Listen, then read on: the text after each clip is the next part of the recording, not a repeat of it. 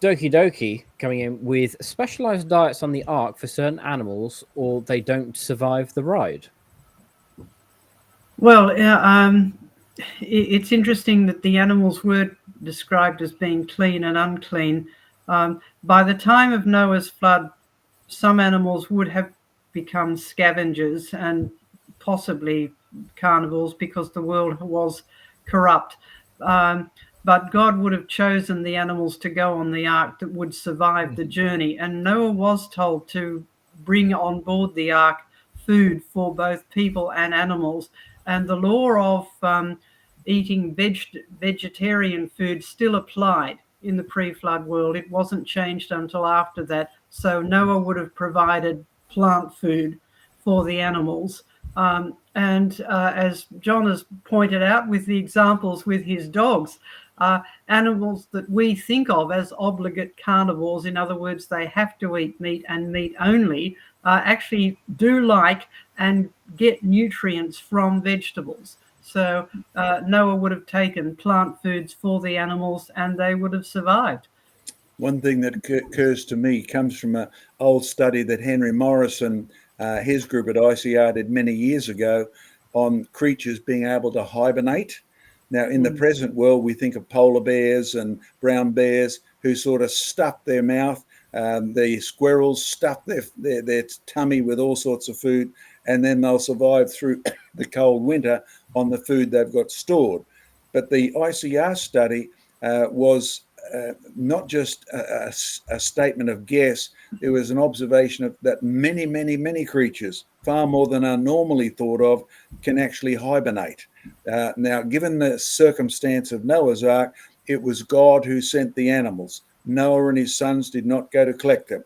Since it was God who motivated the animals and said, there you go, boys, boat, 2 of you, 7 of you, go find that, I'm sure he would have fed them up to the gills before they went on board the ark, because otherwise, if you have a floating zoo size of the Queen Mary or Queen Elizabeth, then if you've got, 6 people only to feed them every day, I think that the people would have died and the animals would have eaten each other.